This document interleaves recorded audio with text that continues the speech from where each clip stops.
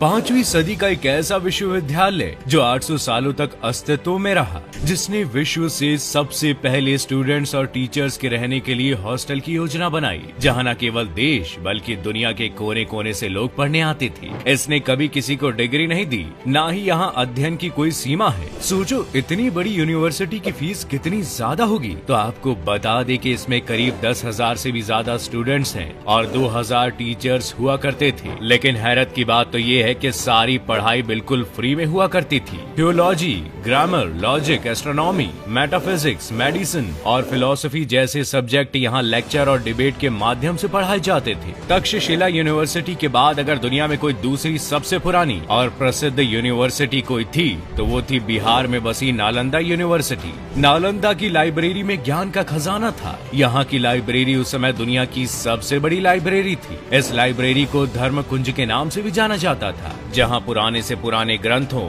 वेदों के अलावा मैन्युस्क्रिप्ट की रियल कॉपी भी रखी गई थी, जो पुराने समय में हाथों से लिखी गई थी। नालंदा को एक वास्तुशिल्प कृति के रूप में भी जाना जाता है। एक ऊंची दीवार और एक विशाल द्वार से ये घिरा हुआ है। संस्थान में कई मंदिर हैं, क्लासेस और हॉस्टल हैं, यौगिक स्तूप और मेडिटेशन हॉल भी शामिल हैं। पार्क और झीलों ने भी संस्थान के मैदानों को सजाया हुआ है। आखिर ऐसी क्या बात थी कि जो जगह इतनी खास और पवित्र थी, उसे किसी ने सिर्फ अपने घमंड के लिए आकर तबाह कर दिया। नालंदा तो ना ही किसी का राज्य या महल था और ना ही कोई इसकी संपत्ति। फिर भी सुंदर धरोहर पे एक बार नहीं, 2 बार नहीं, करीब 3 बार आक्रमण किए गए। पहली बार इस पर हमला स्कंद गुप्त के समय 455 एडी से लेकर 467 एडी मिहिर कुल के नेतृत्व में हून ने किया था। हून मध्य एशिया के कबीले के एक समूह को कहते हैं। लेकिन इसके बाद स्कंद गुप्त के वंशजों ने न सिर्फ नालंदा को दोबारा बनाया, बल्कि इसे पहले से भी बड़ा और मजबूत बना दिया। दूसरी बार हमला 7वीं शताब्दी में बंगाल के गोदास राजवंश ने किया था। ये दोनों हमले तो नालंदा का कुछ खास नहीं बिगाड़ सके, लेकिन तीसरी बार की चोट ने नालंदा को पूरी तरह से तबाह करके रख दिया। 1193 एडी में तुर्की के शासक बख्तियार खिलजी ने अपनी जिद में आकर इसे बर्बाद कर दिया। लेकिन आखिर खिलजी ने ऐसा क्यों किया? खिलजी एक क्रूर और कट्टर राजा था।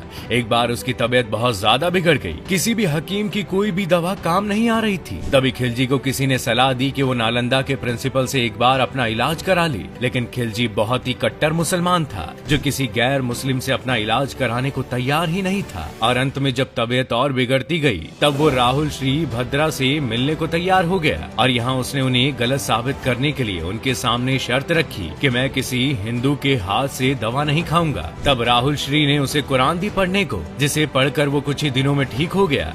राहुल श्री ने कुरान में दवा लगा रखी थी, जिससे वो जब भी कुरान पढ़ता उसमें लगी दवा उसके कांटेक्ट में आ जाया करती थी। ये बात सुन खिलजी बौखला गया और अपनी अकड़ में पूरे नालंदा को आग लगाकर तबाह कर दिया। और कहा जाता है कि ये आग इतनी भयंकर थी कि करीब 3 महीनों तक इसमें किताबें जलती रही। आज ये यूनिवर्सिटी बस एक खंडर बनकर रह गई है, जहाँ लोग घूमने आते हैं। और आखिर में 2009 में यूनेस्को ने इसे वर्ल्ड हेरिटेज सेंटर में शामिल कर दिया है।